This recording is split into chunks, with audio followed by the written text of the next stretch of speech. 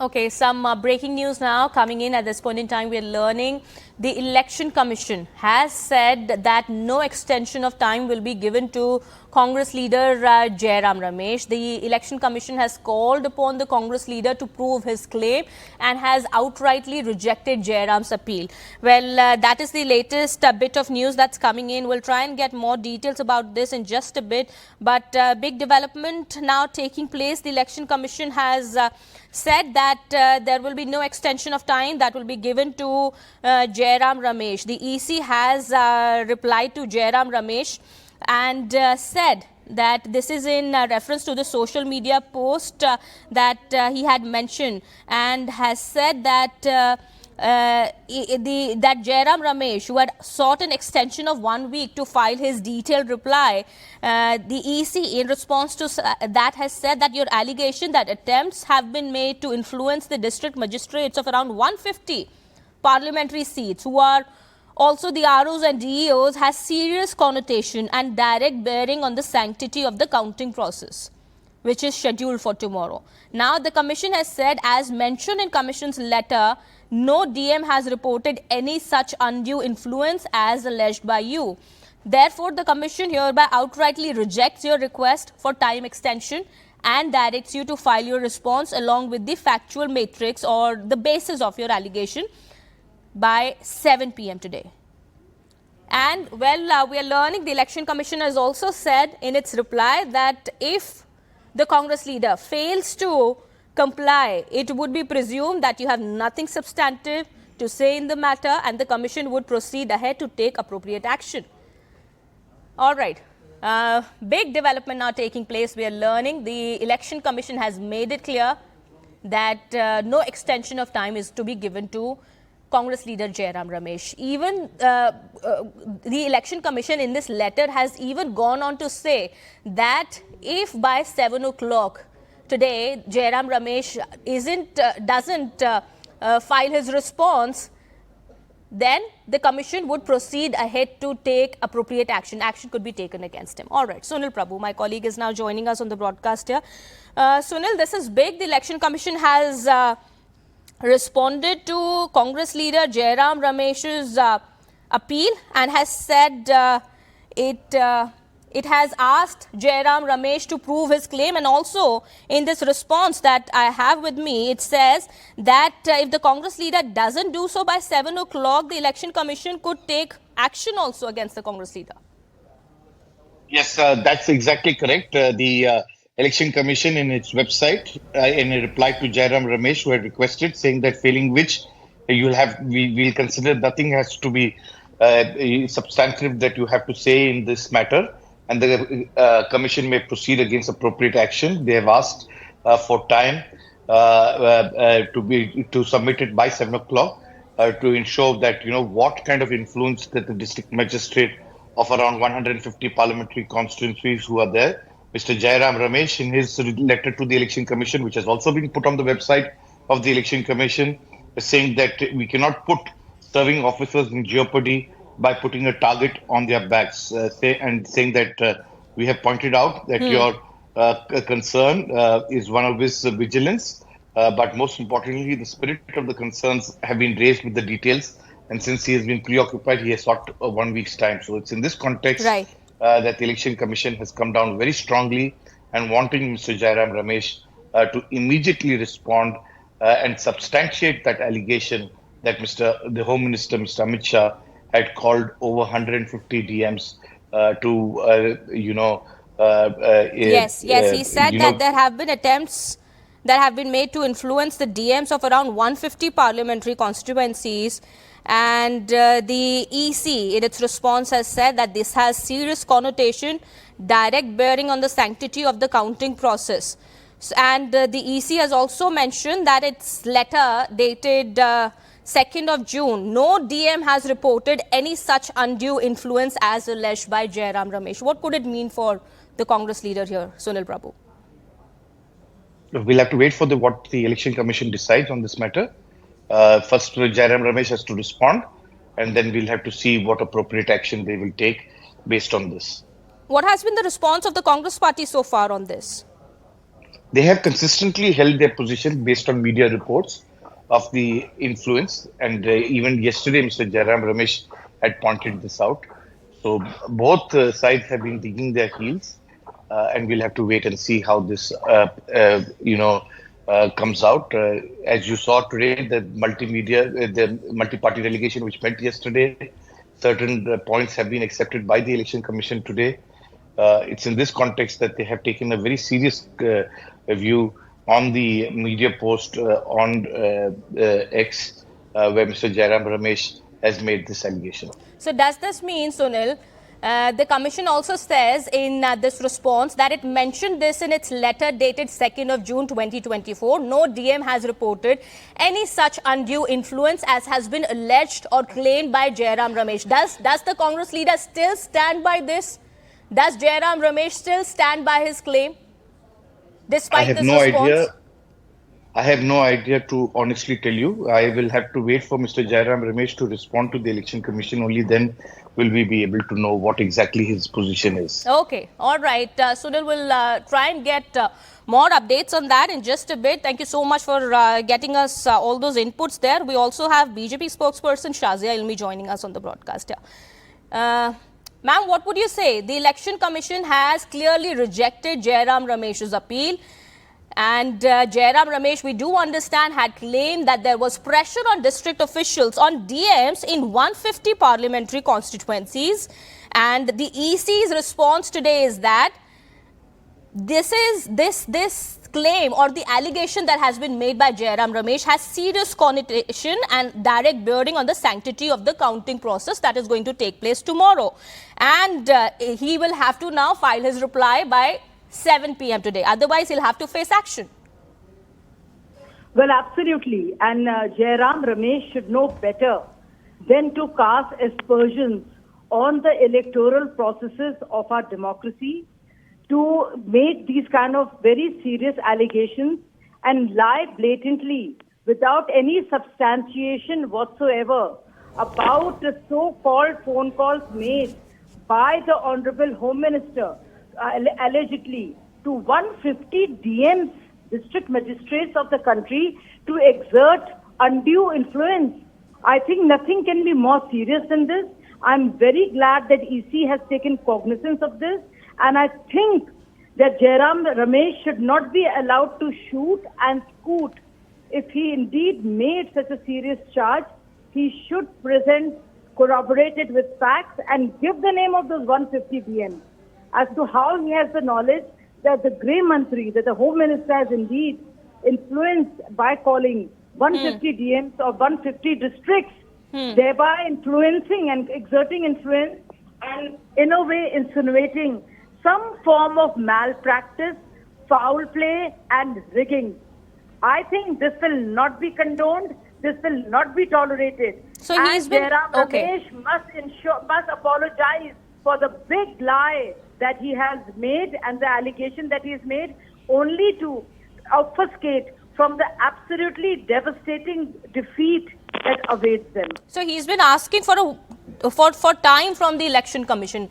Well, Jairam Ramesh had asked for 1 week's time to file his detailed reply. Do you think he doesn't have anything substantive to put forward or to show to the Election Commission? That is why maybe the Congress leader wanted to take time, because the polling is, the counting of votes, of course, is going to take place tomorrow. Keeping that in mind, maybe Jairam Ramesh would have asked for more time from the Election Commission. Now, of course, that has been rejected. My question is, did Jairam Ramesh wait for a week before he made such serious charges? Did he have the data? Did he have the facts? Or was he shooting off his mouth without any substantiation? Has he been caught lying? Has he been caught deceiving? Okay. Has he been caught blatantly telling lies about the Election Commission only to deflect from the defeat that awaits him? Is he trying to cast aspersions on our democracy, on our electoral processes? And should we tolerate that? Should Indians tolerate that? So, Ms. Ilmi, yes, we also have to see it in light of the fact that this is not just the stand of Jairam Ramesh. If you look at it, he is a senior member of the party. He is a spokesperson of the party, a senior member of the party. and has been addressing press conferences on behalf of the party. Well, this is not just his stand. This is what the Congress party also believes.